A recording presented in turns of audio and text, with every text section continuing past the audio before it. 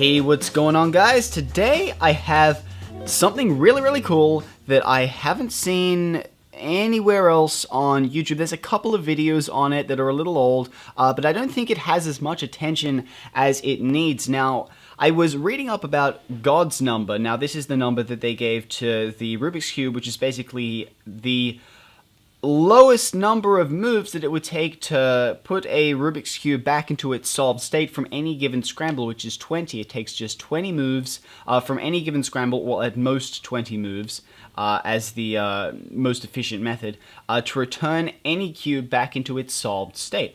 Now, I found this to be very interesting, but of course, it does take more moves than that to return a cube back into its solved state because we use algorithms, and those algorithms have a set number of moves. So usually it would be like... well, actually, I don't know how many moves it would take on average. If someone can let me know what that is, let me know in the comment section below. I'd really be interested in hearing about that. But I also found, after doing a little bit of digging, that it turns out these same people that figured out that it takes 20 moves to bring a Rubik's Cube back into its solved state from any given scramble, they also found an algorithm that can be applied to the Rubik's Cube on any angle, on any orientation of any scramble that will have the cube pass through its solved state. They have some statistics. Apparently, it's not always the case. It might be like 75% of the time. But the cube will pass through its solved state whilst completing this algorithm. So here's the algorithm here. I actually wrote it down.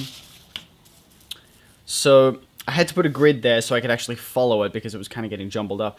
So we have L, R2, B, L prime, R, U2, F2, L, B, D, U2, B, L prime, R2, B2, L prime, D2, U, L prime, B2, U2, R2, B, D2.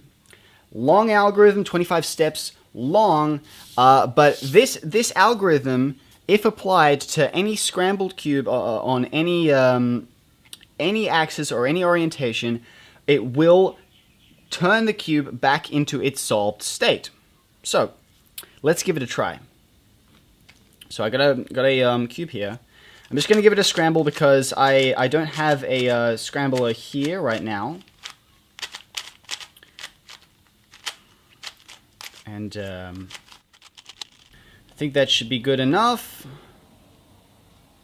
Alright, so let's just give this a try and see where it ends up. Okay, so let's try the algorithm. So let's do L, R2, B, L prime, R, U2, F2, L, B, D, U2, B, L prime, R2, B2, L prime, D2, U, L prime, B2, U2, R2, B, D2. And there you have it, back into its solved state, which I think is rather interesting. I've been messing around with this all night, and I was pretty surprised to see that it actually works.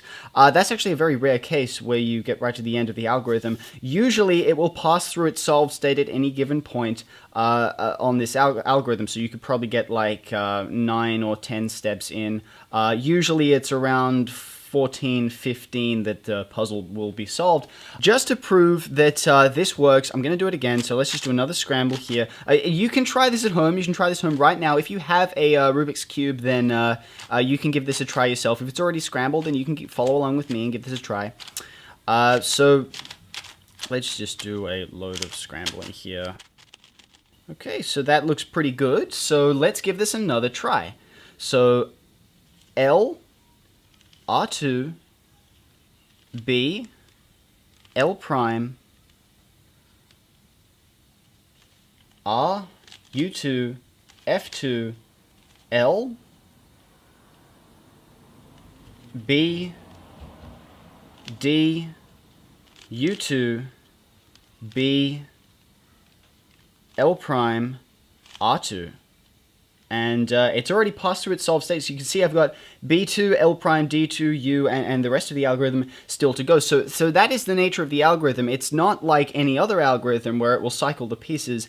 The cube will pass through its solved state along this algorithm. Now this, they have some statistics with them. I haven't been able to find them, but basically if you get to the end of the algorithm and the puzzle hasn't been solved, then all you had to do is go full circle and just continue with the algorithm from L all the way through.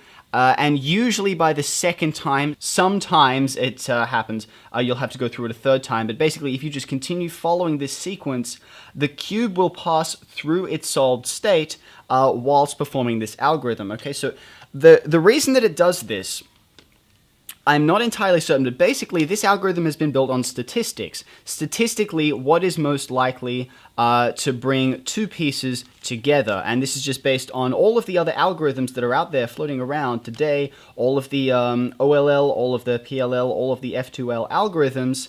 They all come together, and statistically, with this sequence of notations, you are more likely to get a, to bring just a couple of pieces together, so it will bring 2 or 4 pieces together. And the reason that it solves the puzzle is because at some point in this process, these clusters of pieces will line up into their solved state, which I think is rather interesting. Now, I don't understand the entirety of it. If you understand this more than I do, then please provide a detailed explanation below, because I am not, set up for explaining this kind of stuff. I don't have my head kind of wrapped around it. But anyways, hope you guys found this video informative. Give this a try for yourselves. Thank you guys for watching, and I'll see you all next time.